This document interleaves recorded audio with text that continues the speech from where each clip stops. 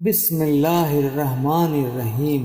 ایک عجیب و غریب برزخی کیڑا۔ حضرت حکیم الاسلام قاری محمد طیب صاحب فرماتے ہیں کہ ہمارے استاذ حضرت مولانا محمد یاسین صاحب، حضرت مفتی محمد صفی صاحب والد بزرگوار تھے۔ انہوں نے ایک واقعہ سنایا کہ ہمارے ایک ہم جماعت مولوی مصطفیٰ بن مولانا سید احمد دہلوی صدر مدرسہ دیوبند نے مجھے اپنا واقعہ سنایا کہ جب میں دہلی وطن پہنچا تو یہ وہ زمانہ تھا جب جمنا میں بہت بڑا سیلاب آیا اور جمنا کے کنارے کچھ قبرستان تھے تو ان میں بہت سی قبریں بہہ گئیں۔ ایک قبر جو ٹوٹی تو اس کی مٹی بہہ گئی اور اس کی لاش نمایاں ہو گئی۔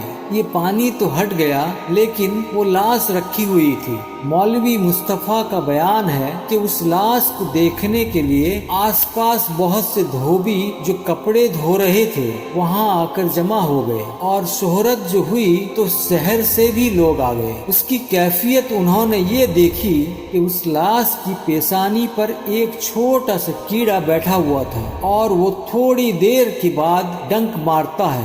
جب ڈنک مارتا ہے تو لاش ایک دم لرز جاتی ہے اور ایک رنگ آتا ہے اور ایک رنگ جاتا ہے اور کئی منٹ بعد اصلی حالت پر آتی ہے۔ جب اصلی حالت پر آئی پھر اس نے ڈنک مارا، پھر اسی طرح لرز گئی۔ یہ انہوں نے تماشا دیکھا۔ اس دوران کسی دھوبی نے اس لاش پر رحم کھا کر ایک کنکری زور سے کیڑے کو ماری۔ وہ کنکری کیڑے کو تو نہیں لگی لیکن کیڑے کے پاس جا کر لگی تو ایک دم اچک کر کیڑا اٹھا اور اس دھوبی کے پیشانی پر آ بیٹھا اور اسے ڈنک مار کر پھر وہیں اس لاش کے اوپر جا بیٹھا۔ مولوی مصطفیٰ صاحب کا بیان ہے کہ وہ دھوبی چلایا اور اس نے کہا کہ کچھ عجیب قسم کی آگ میرے اندر ہے کہ نہ میں کہہ سکوں کہ سانپ نے کاٹا، نہ یہ کہہ سکوں کہ بچھو نے کاٹا، نہ یہ کہہ سکوں کہ آگ میں جلا۔ کہہ کچھ نہیں سکتا کہ وہ کس قسم کی گرمی ہے، مگر یوں معلوم ہوتا ہے کہ برزخ میں ہزاروں بچھو پڑے ہوئے ہیں جو ڈنک مار رہے ہیں۔ خیر